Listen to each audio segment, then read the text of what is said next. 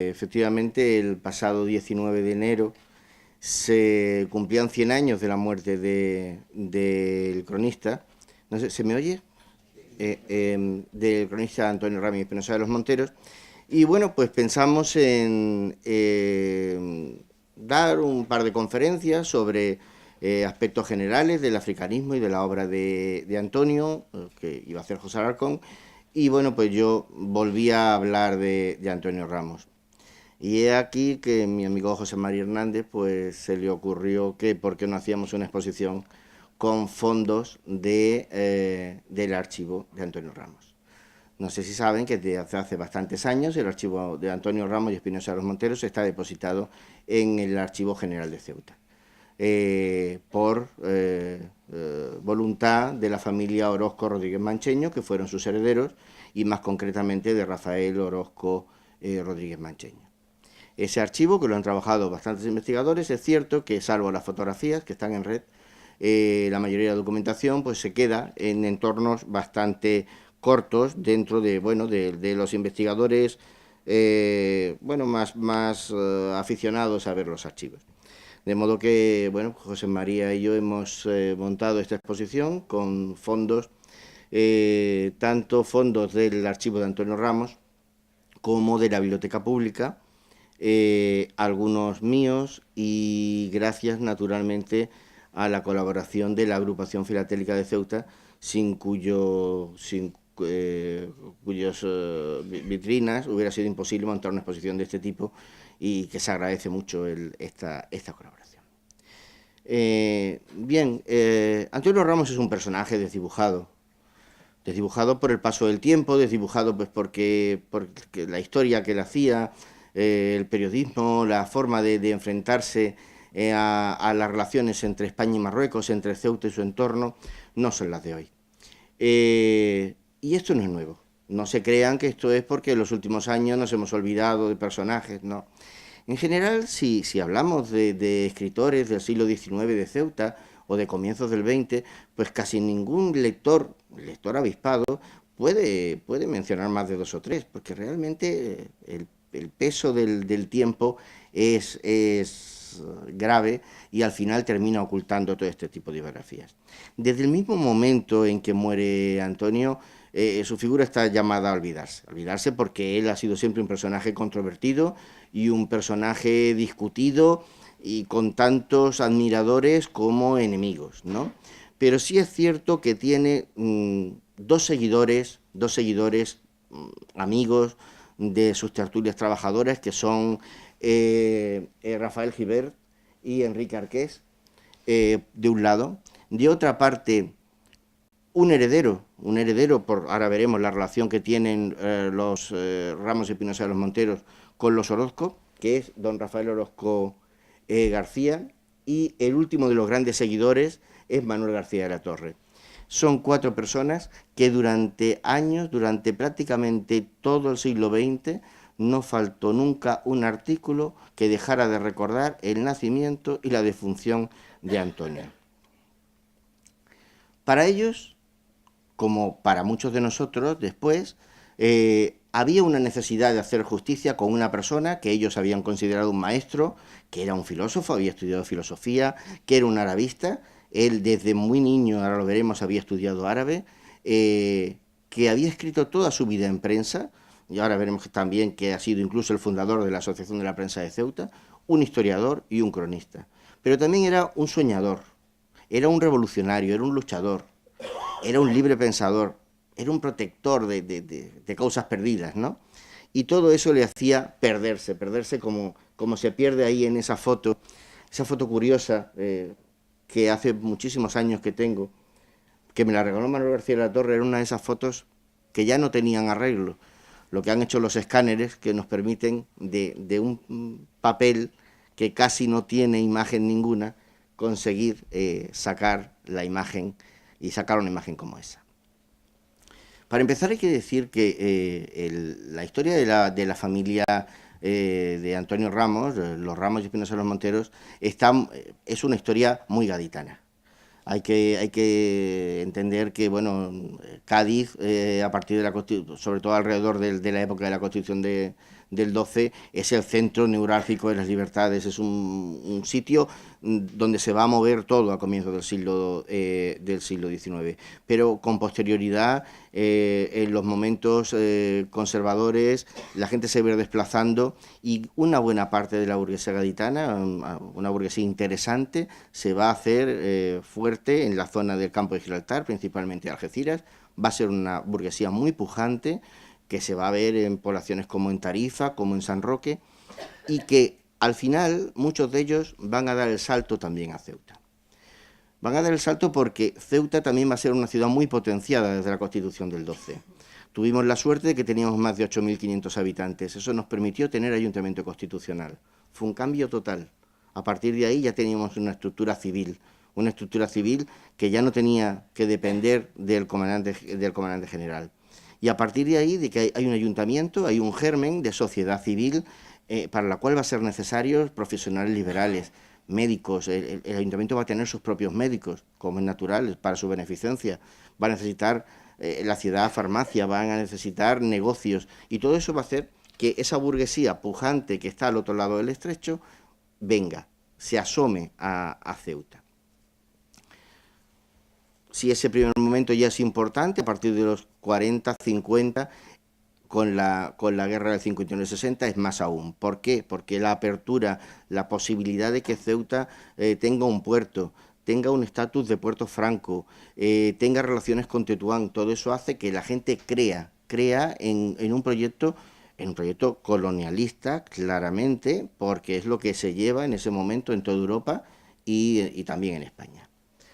En esa llamada hay un joven algecireño, que es Pedro Ramos, que va a sentir esa llamada de África y que va a aprovechar la ocupación de Tetuán para desplazarse, para montar su negocio de tapicería. Pero es aquí que, igual que su hijo, ellos están marcados por el servicio militar, como en general estaban marcados todos los españoles hasta hace 25 o 30 años. Llega al servicio militar, se tiene que incorporar a filas y tiene que dejar su proyecto. Deja su proyecto, vuelve a Algeciras, se casa y decide instalarse en Ceuta.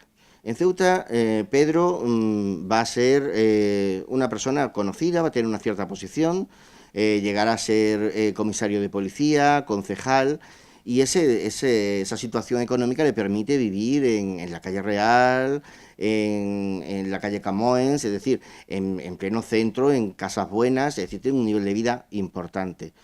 Pero Pedro Ramos muere muy joven, muere en 1885, en marzo. La razón que dice la partida de defunción es gastroenteritis, pero todo el mundo sabe que desde junio del 84 se estaban dando casos de cólera en Ceuta y en Marruecos y en toda la península, y que el 85 el cólera se va a llevar, bueno, hasta el rey. Es decir, que seguramente fue el cólera lo que se llevó a este hombre con 49 años. Antonio había nacido el 22 de junio de 1872 en la calle Real, en una casa que hoy día no existe, en esta casa de ahí, que vendría a estar donde actualmente, bueno, más o menos en la calle Real, frente a la joyería Blanco, para que se hagan una idea. Esa casa se vino abajo en 1980 al construir la casa que hacía esquina en de la calle Real con Echegaray. Esta casa, que para los coleccionistas, para los aficionados a la fotografía, es muy importante, porque ahí estuvo la fotografía de Rubio, de la saga Rubio. Los Rubio fueron fotógrafos muy notables desde comienzos del siglo XX, con Arturo y Ángel Rubio, y luego después con Francisco Rubio. Pero Francisco Rubio, además, Francisco Rubio Cano, tuvo una de las dos filatelias importantes de nuestra ciudad, la filatelia Rubio, que junto a la de Ventata fueron las dos filatelias que hemos tenido durante todo el siglo XX. Y era un filatélico, ya digo, muy notable, que vendía sellos, que coleccionaba, que tenía a disposición de los coleccionistas su Atelier. Era un personaje curioso. En esta casa nace Antonio, y desde muy niño su padre tiene claro que él quiere volver a Tetuán. no pudo volver, pero él quería volver a Tetuán. Eh, y para ello formó a su hijo no solo en la enseñanza normal, sino que lo educó en la enseñanza del árabe. Y le buscó dos profesores que en aquel momento eran muy importantes en la ciudad. De una parte, Felipe Rizo, que fue cónsul, bueno, un arabista de primera fila que aparece en todos los libros de arabistas españoles. Y de otra parte, un discípulo de él, un intérprete, quizá más modesto, pero también más conocido en nuestra ciudad, que fue Miguel Busutil Almagro, dado que durante años ejerció como intérprete en el Zoco de Ceuta. Cuando él muere es un niño de 13, 14 años. Él iba a estudiar bachiller, pero en aquel momento se encuentra en una situación que no puede hacerlo. Pero en aquel momento también las leyes permitían que si uno tenía el bachiller elemental podía convertirse en auxiliar de escuelas públicas. Y eso es lo que hizo. Empezó a dar clases con 15 años. Claro, tuvo que examinarse primero en Cádiz para revalidar los estudios, luego en Sevilla. Y ahí lo tenemos, en su diligencia, viajando solo a Cádiz, a Sevilla, para conseguir dar clases. Bueno, así pasaron esos años en los que él se fue situando y al tiempo estudiando bachiller superior. En aquella época uno no podía obtener el título de bachiller en Ceuta. A lo máximo que habíamos llegado era que el Colegio de Santa Ana preparaba a la gente y una vez que estaban preparados iban a examinarse libres a Jerez o a Cádiz. Eso fue lo que él tuvo que hacer. Aquí vemos la horra del Colegio de Santa Ana, que estaba fundado por un médico masón, que era Celestino García Fernández, que lo tenemos aquí. Este es Antonio, que está aquí en la horra. Ya en esos años, con 14, 15, 16 años, él escribe artículos y los manda a la prensa nacional, a periódicos escolares como la Prensa Escolar, ¿no? Y al tiempo, ya digo, él no para de escribir, no para de estudiar, empieza a hacer excursiones a Marruecos y se da a conocer. Ya empieza a ser un personaje conocido. Pero es un chico joven, como cualquier otro chico joven, y se divierte y tiene sus amoríos, como Pura, que es una de sus novias a la que le dedica en versos y tiene fotos dedicadas de ella.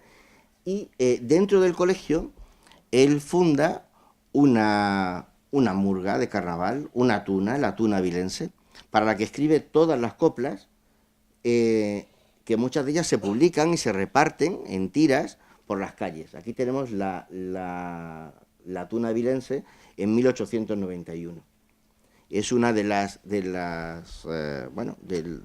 imágenes más antiguas del carnaval de Ceuta que tenemos.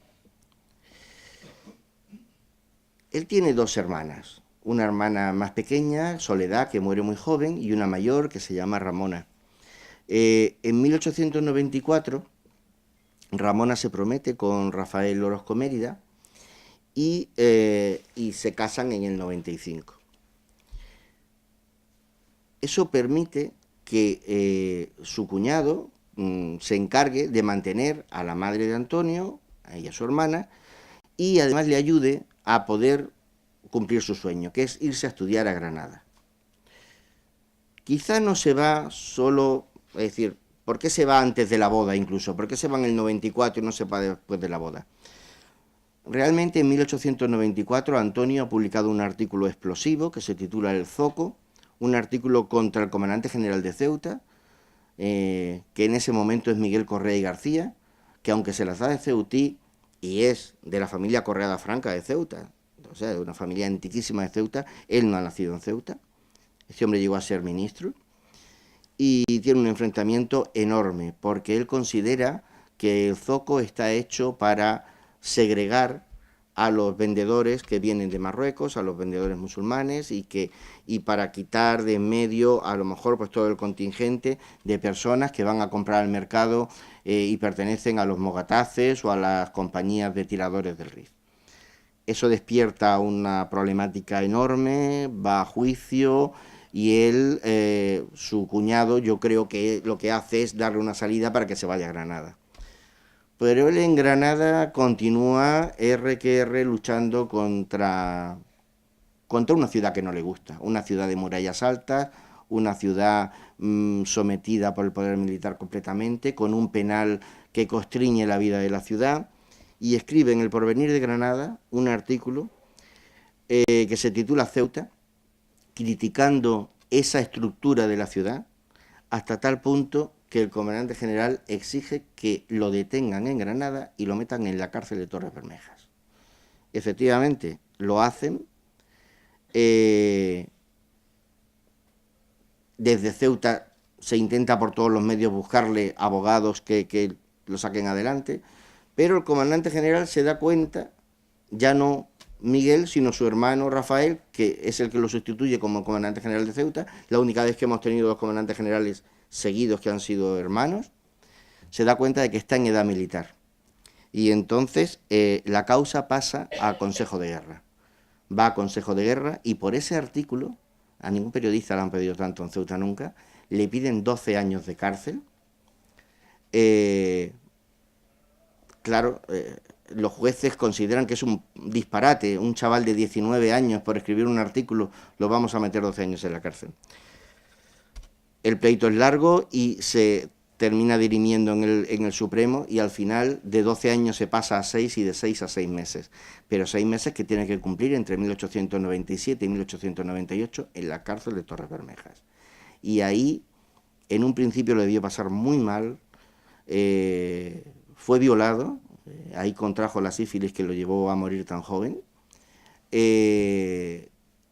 y a partir de toda esa situación, los propios militares de Torres Bermejas lo van a proteger. Hay una foto muy curiosa que está con los militares de Torres Bermejas, y se produce una situación muy complicada, porque de una parte hay un grupo de militares conservadores que efectivamente están en contra de Antonio y tal, pero también hay otros muchos que lo consideran un héroe. Antonio decide no quedarse en 1898 en Granada y se vuelve a Ceuta. Se instala en la casa del Paseo de las Palmeras y tiene 10 años muy fecundos, 10 años de viajes continuos en los que va a Tetuán, a Tánger, se entrevista con escritores, con la gente del pueblo, va con sus botiquines. Se convierte en un aventurero, sí, pero un aventurero que también va a dar conferencias a Granada, va a dar conferencias a Madrid, recorre Cávilas, ¿no? Lo vemos, por ejemplo, ahí en esa foto que creemos que es Beliunes, escribe memorias, y claro, todo eso, ¿qué despierta? Despierta un reconocimiento nacional, pero a los que más interés demuestran por su trabajo es precisamente los militares, es precisamente el ejército.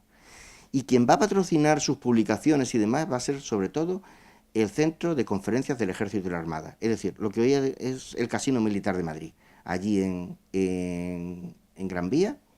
Él da conferencias de esta guisa, y es el Centro de Conferencias del Ejército y la Armada quien le publica las conferencias y quien le publica sus dos primeros libros. Perlas Negras y España en África, dos libros africanistas de una enorme carga reivindicativa. Bueno, no son libros que hoy en día digamos que no son ni libros de historia ni libros geográficos, son a modo de misceláneas extrañas, pero eso despierta, como digo, un interés por nuestra zona notable. Su labor como corresponsal de prensa es enorme. Es enorme. Él va haciéndose de corresponsalías de periódicos andaluces, nacionales, y cuando llega a la conferencia de Algeciras, él es el corresponsal del Noticiero Sevillano, que es uno de los periódicos que está más dedicado a la problemática marroquí.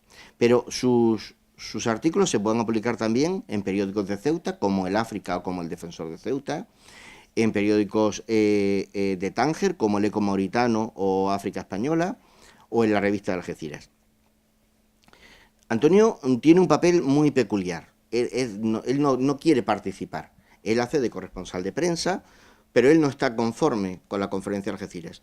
No está conforme con que las potencias intervengan Marruecos, y principalmente intervengan el poder. Él no es partidario del protectorado. Y bueno, es cierto que él está continuamente haciendo casi de guía turístico de políticos, de militares, de periodistas que quieren ver Ceuta, que quieren ver Tetuán, y él los va a acompañar, va a estar constantemente de Algeciras a Ceuta, a Tetuán, llevando y trayendo gente, ¿no? Pues ahí lo vemos, por ejemplo, con el Sheriff de Boissán y con el Valiente, con Bulait, ¿no? Que es uno de los personajes que más va a dar que hablar en la conferencia de Algeciras. No sé si saben que en los años anteriores y posteriores a la conferencia de Algeciras hay unos hermanos de Beliunes, que son los hermanos Bulais, que son conocidos como el terror de la Almadraba. Son gente que, bueno, que piratean, que a veces secuestran, que a veces están a favor de España, otras veces en contra, tienen un papel muy complicado. Y en la conferencia de Algeciras se le va a dar un valor a los Bulais que Antonio no va a entender nunca y que él considera que ponía en ridículo a las autoridades españolas y a las no españolas por darle ese valor a una persona que realmente era pues un rebelde, un cabecilla, un secuestrador, en fin, un saqueador de caminos, que es lo que eran los hermanos Bulais. Es muy complejo, pero todo eso da lugar a una enorme literatura y a muchísimas fotos que se van a publicar en los medios nacionales e internacionales. Ella entonces es imprescindible para cualquier viajero. Cualquier viajero que se precie, cualquier escritor que se precie, quiere entrevistarse con Antonio, quiere que Antonio le presente a personajes, quiere que le lleve, que le conozca lo que hay que conocer de Tetuán, de Tánger, de Marruecos. Por ejemplo, ahí tenemos un libro muy interesante, el de Juan Antonio Aguilaz, Un viaje por Marruecos, Ceuta, Tetuán y Tánger, en el que hay una entrevista profunda con Antonio y bueno, en la que Antonio además se entiende muy bien con Aguilaz y de hecho le prestará algunas de las fotografías que él utiliza en el libro del Teniente Ruiz, las utilizará en este libro Aguilaz. Estamos hablando mucho de Marruecos, pero ¿qué papel tiene Ramos en Ceuta y con Ceuta? Pues es innegable que tiene un enorme prestigio, que es un hombre que tiene ese prestigio porque ha sido crítico por el poder, porque tiene un proyecto de ciudad, porque es un articulista imprescindible, porque funda periódicos y revistas, es decir, porque cree en la libertad de opinión, que es muy importante, y más en esa época. Y en ese sentido no solo funda varios periódicos, revistas y diarios, sino que además crea la Asociación de la Prensa de Ceuta. La crea en 1906, por eso tenemos una de las asociaciones de la prensa más antiguas de España. Él es muy participativo en sociedades, pero en sociedades que tengan una relación clara, limpia y moderna con respecto a la relación norte-sur.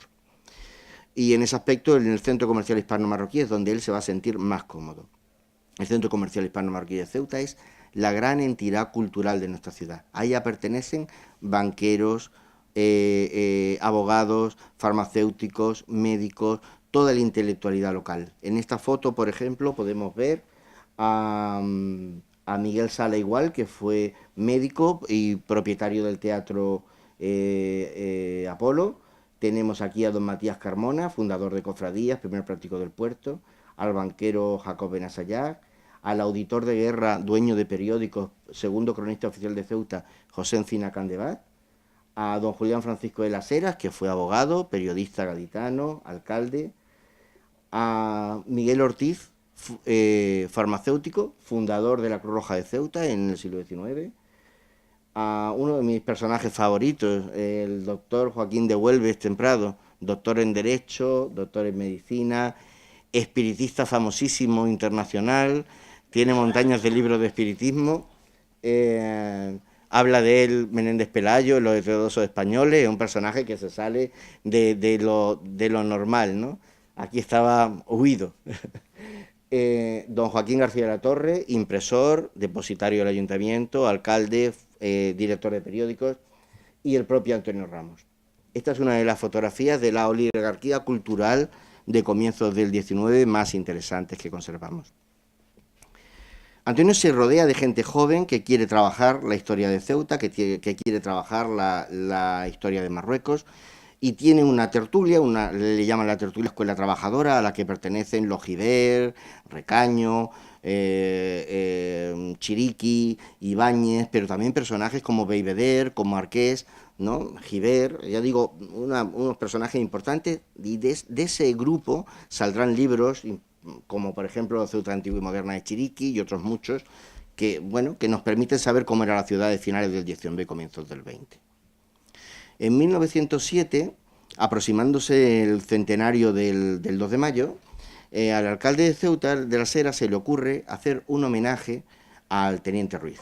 Se lo encargan a Antonio y Antonio Ramos lo hace de la forma que él mejor sabe, que es sobre todo organizando un libro en el que participen escritores de toda España, y hace este libro que ven ahí, que es el libro que le dedica al teniente Ruiz.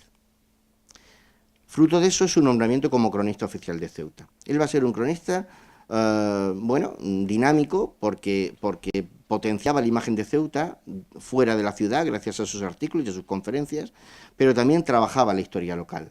Y la trabajaba haciendo fichas, escribiendo artículos e investigando temas curiosos, como por ejemplo pues el léxico local de los marineros o la toponimia de la ciudad. Es decir, no se quedaba solo en estudiar manuscritos y documentos, que también lo hacía. Cree mucho en la educación, cree muchísimo en la educación. Y funda escuelas para obreros y sobre todo una escuela, intenta crear una escuela de artes y oficios, para lo cual consigue el solar y hasta algo de dinero, pero no llegará a poder ponerla en marcha, pues entre otras cosas porque muere muy joven. Pero él, la educación era básica para él. En el campo de los archivos y las bibliotecas también sabe moverse. De hecho, a propuesta del archivero bibliotecario Cayetano González Novelles, también periodista, fue uno de los que organizaron en los años 90 el archivo municipal, junto con Juan Mena y ellos, con un personaje hoy también olvidado, que es Muñiz y Terrones, pues consiguieron poner las bases de la Biblioteca Popular de Ceuta. La Biblioteca Popular de Ceuta, que fue un proyecto primero de Antonio Ramos, luego después de Giver, quien realmente consigue darle forma mandando cajones y cajones de libros a Ceuta, es Muñiz y Terrones.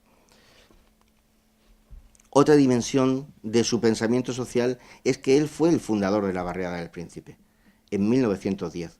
La creó con el nombre de Buenos Aires, le dio nombre a todas sus calles, tal, y él quería que fuera una barriada industriosa, una barriada en la que los trabajadores que entraban y salían de la ciudad, pero sobre todo los trabajadores de las fábricas de conservas de la Almadraba y de la propia Almadraba, tuvieran unas condiciones dignas para vivir. Él lo primero que pensó, efectivamente, como siempre, fue en la escuela. En el año 1913, el general Alfau es nombrado alto comisario de España en Marruecos y crea un equipo con el que, bueno, tiene un proyecto para Marruecos. Forma parte de ese proyecto Antonio. Antonio va a hacer en Tetuán lo que él sabe, luchar por esa convivencia, por esa forma de trabajar. Aquí lo vemos, por ejemplo, haciendo de anfitrión de Franco Rodríguez, del periodista monárquico, y se va con él. Le prometen unas condiciones laborales importantes, pero lo cierto es que no se cumplen, porque a los pocos meses Alfau cae, entra Marina y Marina no lo respeta allí. Y aunque le hace promesas el jalifa de un puesto y demás, que además lo nombran, está el nombramiento ahí, aquello no se materializó y Antonio se tuvo que volver de Tetuán más pobre que nunca y con más deudas que nunca. Aquí su último gran éxito fue organizar desde la Secretaría los Juegos Florales de 1918. Unos Juegos Florales que contaron con el criminalista de moda, que era Gerardo Doval, como mantenedor de los Juegos. Y bueno, pues los Juegos Florales consistían en una serie de concursos, de actos, de conferencias, de, bueno, lo que se llevaba entonces en el mundo sociocultural. Pero él hacía algo que es lo que nos parece a nosotros muy moderno cuando hacemos ahora un congreso en Ceuta, y es, pero vamos a conseguir que salga en la prensa nacional. Pues él lo hizo, salió en toda la prensa nacional, pero también salió en la prensa francesa y en la marroquí. Y él hacía excursiones para que la gente conociera Marruecos y lo llevaban a Tetuán, a Tánger. Vamos, que eso que creemos que lo hemos inventado nosotros hace 20 años, Antonio lo estaba haciendo en 1918.